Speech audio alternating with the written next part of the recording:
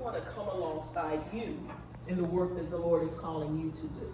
And so that was a match for us. And so I began serving through Tms Global in the nation of Kenya.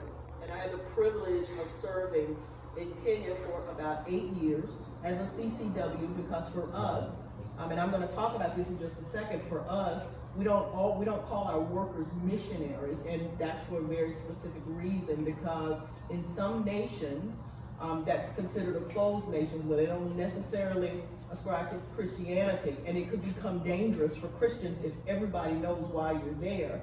Then we want to take that danger away, and sometimes missions and missionaries, saying that out loud, is a danger for people. And so we're TMS Global, Train, Mobilize, Serve, and we call our workers CCWs, cross-cultural workers.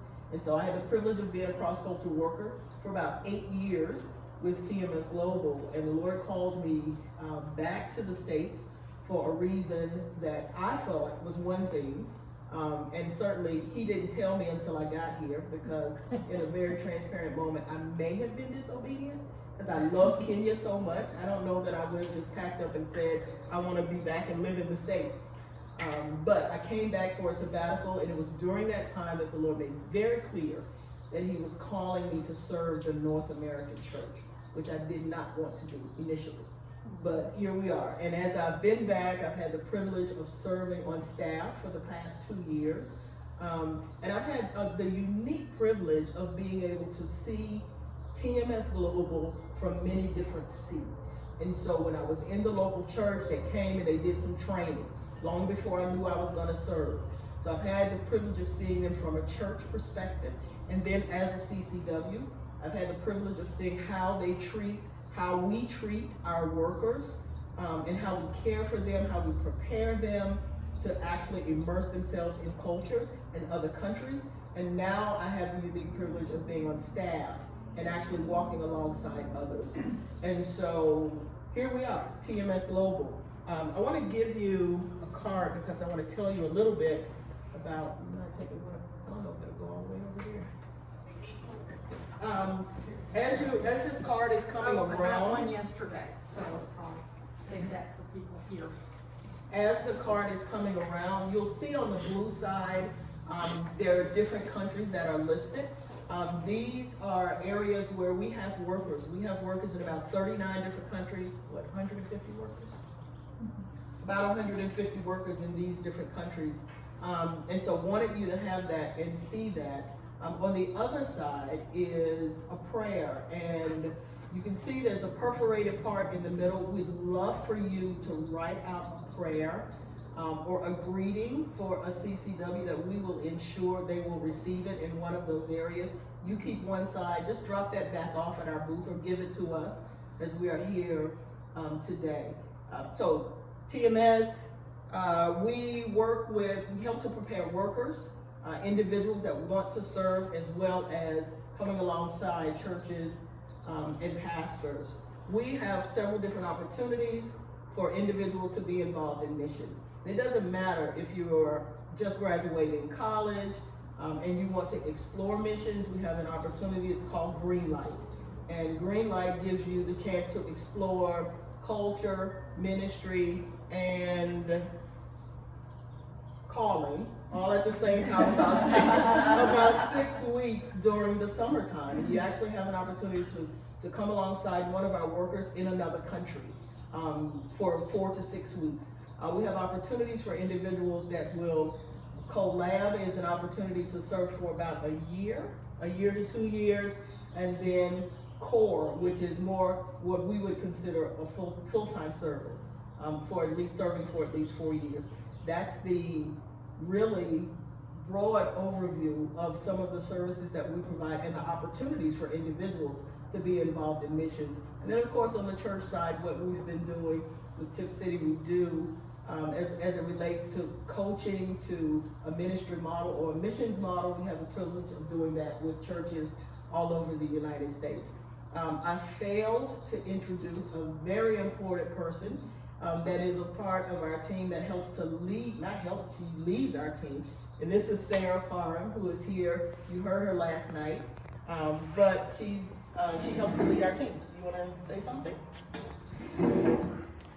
I don't know how many of you were here last night, but I have served at Tms Global for almost 5 years. The first year was working with our workers who were on the field. Sonia was the first worker of our workers that I met when she came back into the office, and that was my role, was to help out any workers who were on the field, whatever they needed, really. After that, I got to work. I now get to work in mobilization, which I feel like isn't a word I really even knew until I came to TMS. Kind of a funny word, but what I realized once I discovered the word was it is exactly who I am. I love it. Just walking alongside people to discover how God might join what He's doing in them with what He's doing in the world. And so we do that for churches and individuals. Prior to that, I worked in campus ministry, which I felt like was pure mobilization, and I loved it. So it's just the next step for me in doing that. So that's a little bit of a small direction. You didn't hear it already. And this is a real treat for us. We never get to be in the same city at the same time together, so this is just like the most fun weekend for us to be able to be together at a really cool place with you guys. So thank you for allowing this to happen, because this never ever happens. This is, yeah, I think, has it been? I mean, unless I go visit the office, so we don't ever get to Oh, see. thank you. Yeah. So, well, we just wanted to share some of the reasons for our passion for missions with you. Why do we do missions? I mean, I guess the first answer is because it's part of our calling as disciples of Jesus Christ. We are called to be witnesses for Him. But when you think about that, then you say, okay, clearly there's this mandate and this call on our lives to be engaged in missions. But what is the mission? What is the state of this world? So I wanted to share some facts with you. So it's pop quiz time, so you have to be interactive. So does anybody know, without Googling on their phones, the current population estimate of population of the world? 6.8 billion. Okay, yeah, it's like I think it's almost 7.7. It's 7.8 now, yeah. So 7.8 billion people, which if you ever go, what is the website? I think it's World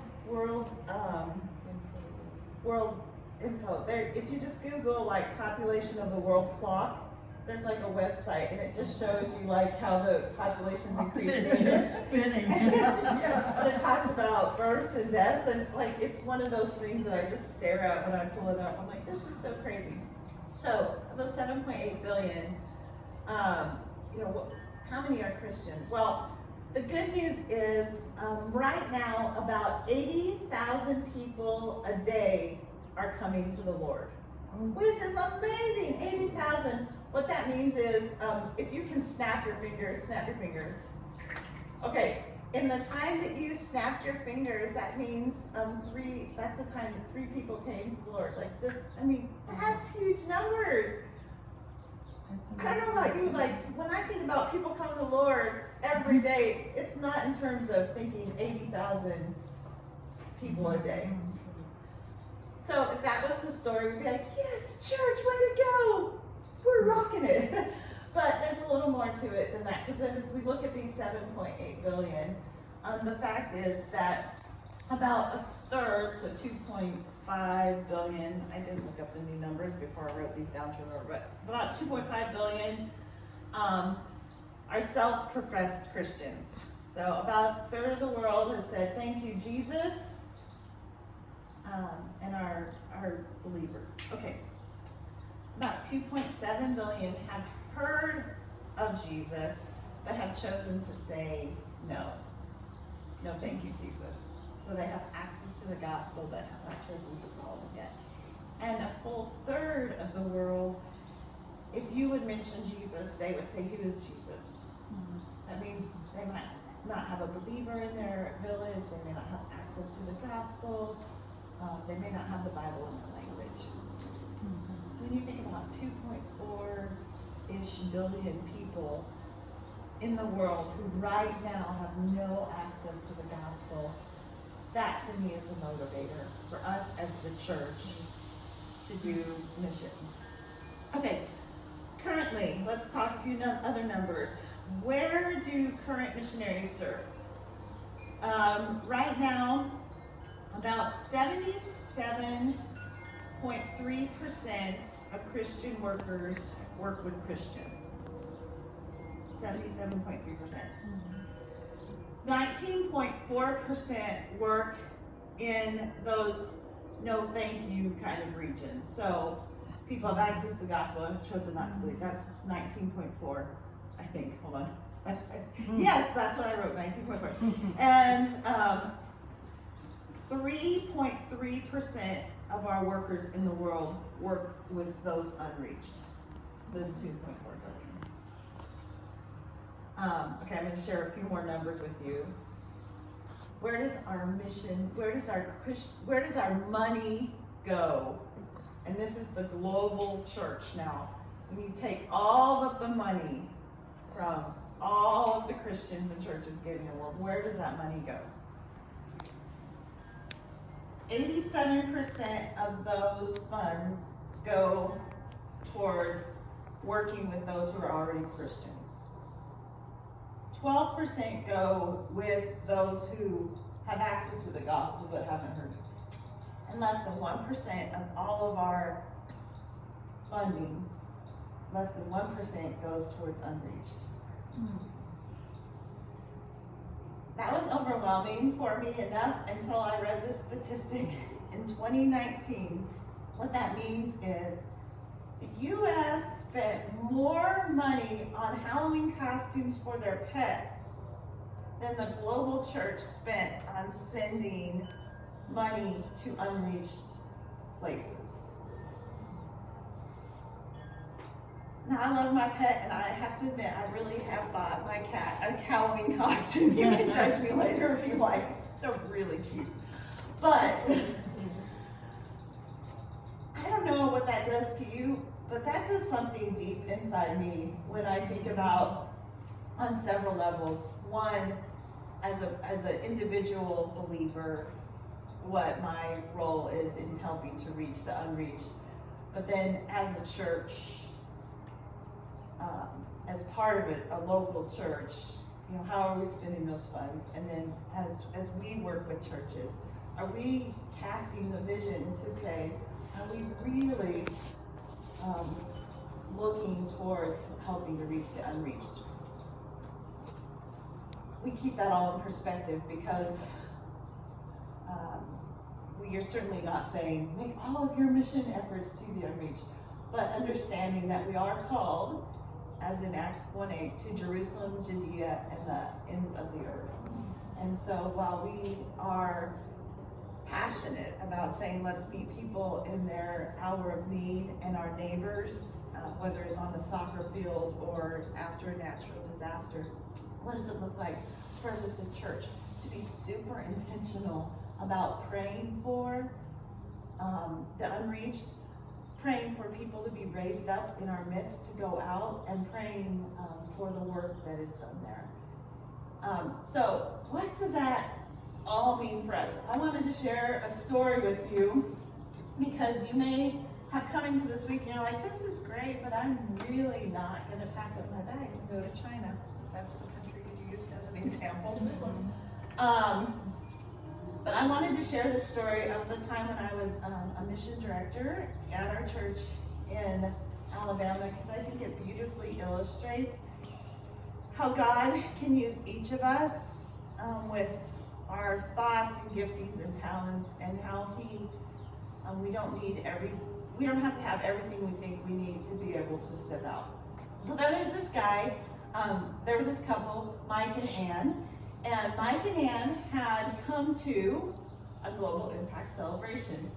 And they heard a speaker talking about just the realities of many people in Africa who had women and children who would have to walk for miles to be able to get water. And Mike and Ann went home that evening and were sitting on their back porch. And they were really bothered by this fact. And so they couldn't quite figure out what to do with it. But one of them had a Coke can. Mike, I think, had his Coke can in his hand. And he looked down at the Coke can and he realized that they, drank Coke and that they could recycle these cans. And they would start raising money just from their recycled cans to raise money for a well to be dug in some place in Africa. They didn't even know what country at that point. So Mike and Ann started telling people about their idea to start collecting cans. So people in our church got really excited and they started collecting cans. And before we knew it, we had $15,000 from recycled cans, which I used to have the numbers, I don't remember anymore, but trust me, $15,000 in recycled cans is like a crazy big amount of aluminum cans that were coming to our church parking lot. It's a lot of Coke. I have a few pictures here, I'll show you. We ended up getting a can trailer, which we labeled cans. We're very creative. But word got out that this church in Madison, Alabama was collecting cans for some well, and we've already had dug one well with a worker. This woman right here, her name's Mary Kay Jackson. She is a TMS worker who served in Ghana and still is working with TMS today. See the picture? Oh, look, we're getting a close up. Hey, online. Okay, so anyway, we'd done the first well with Mary Kay, and as well sometimes it was a dry well. I was kind of worried. I'm like, oh, are people going to get discouraged and quit? And people are like, no, we're going for it. So they started collecting more and more cans.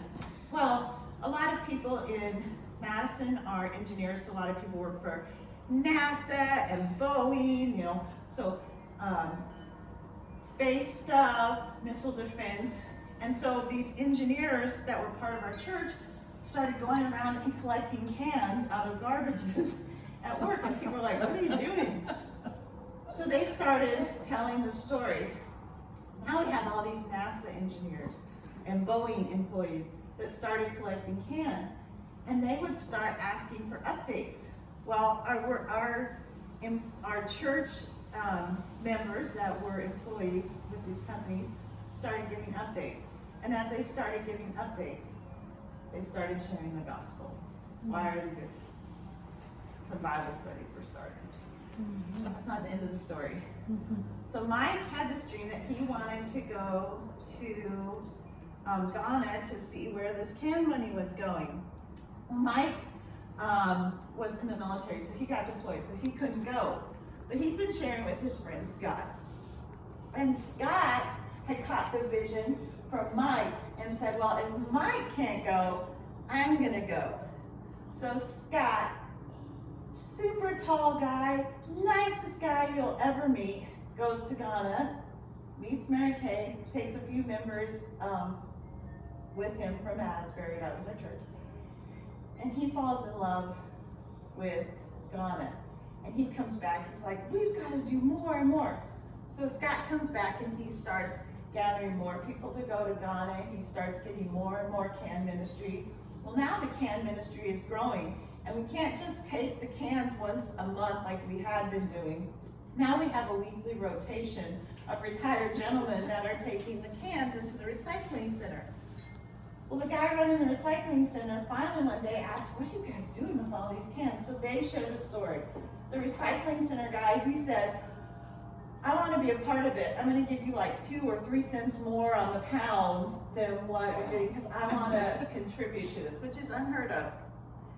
So we started getting more money faster. In fact, one lady told me she had a neighbor who partied like crazy, so she would go every Saturday morning after his Friday night parties to collect all his beer cans so that they could have more. It was awesome.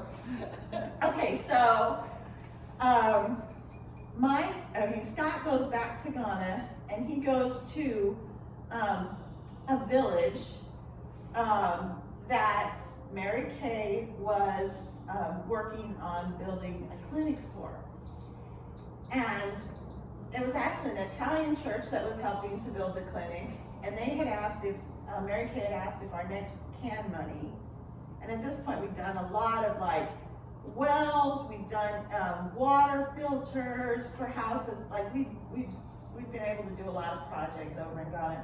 She asked if we could do the water for the clinic. So this is the water system that was for the clinic. So the Italians helped pay for the clinic and we did the water. But while we were there, while Scott was there, he met a man whose son had been bitten by a poisonous snake. And they had to rush the boy to the clinic, but because the clinic didn't have power, they had to take him to the next village because the antivenom was something that had to be refrigerated, so they didn't have antivenom at this clinic. And by the time they got this little boy to the next village, he had passed. And Scott came back devastated that this would have had to happen. So we kicked into overdrive, we collected more cans, and we were able to buy solar power panels and a refrigerator for, here is the medical clinic that's still functioning today. Anyway, I say that, I tell you that story because to me it's really remarkable that everybody used their gifts in the way that was right for them. Like Mike and Ann had this idea and started getting more down about cans, and our Boeing and NASA employees just started living their faith, and then they took advantage of the questions that they had to ask to further the conversations for the gospel. You know, Scott took person after person back to Ghana, and he shared his passion for Ghana and for missions, and was moved. So now this village doesn't have to worry about if they have the right antivenom for these poisonous snakes or not. Our goal doesn't have to be big. We just have to be open to what God would have us do. And so I'm really praying, we have been praying for you as a church and the individuals within the church that this weekend would just be a time where God would move your heart in a new way, and that you would figure out what it is that God would be having you do in that next step in missions. And we're just really praying that it's that God, that you are open to letting God use you in whatever way He wants. And it doesn't have to be big, scary ways. He stretches us, but it can be in ways that you never expected. You guys like fishing. I have a friend who, he is a fisherman, and so he befriends all kinds of non-Christians, and then he takes them out on his fishing boat, and he literally has them for a whole day to have conversations with them. Roger has led more people to Christ on his fishing boat than any other person I know. And he's just real and authentic, and people are so excited because they get a reel in fish, and he gets to point people to Jesus. So, anyway, it's exciting to see what God does when you just are ready to say, Lord, how would you use me in this next season of life? All right, Sonia? So TMS Global exists to mobilize and deploy the body of Christ to join Jesus in His mission, especially among the unreached. There's a song that they used to sing when I was a little girl. I won't tell you how long ago that was. But the song was, little becomes much when you place it in the Master's hand. So whatever it is that the Lord is impressing upon you, whatever it is that He's bringing to mind right now, pray into that and do it. And we are here to pray with you. As we are here over the weekend, we're here to provide information and resources, not just this weekend, but even as we go back to Georgia. That's why we exist. Our organization has this vision statement, this mission statement, but we have the mission statement because in order to have an organization, you have to have people organization. And that is the heart of us as people as well. So please, pull us aside, grab us. We would love to pray with you. Nothing is too small. And press into what it is that the Lord has placed on your heart and in your mind, even as we have shared. And it may even translate to your faith promise and your life commitment card. Amen? Amen. Please write a prayer for our workers. They love to receive messages. We have extra pens if you need that. Save half and continue to pray for our workers wherever they are in the world. And on the postcard portion that you give back to us, please just write the country. If the Lord has impressed upon your heart the country, if it jumps out at you as you look at the front of that card, please write it on the bottom, and we'll be sure to send it to some of our workers in that area so they will get a personal message and know that we're thinking of them and praying for them as they're pressing into what God has called them to. Any questions?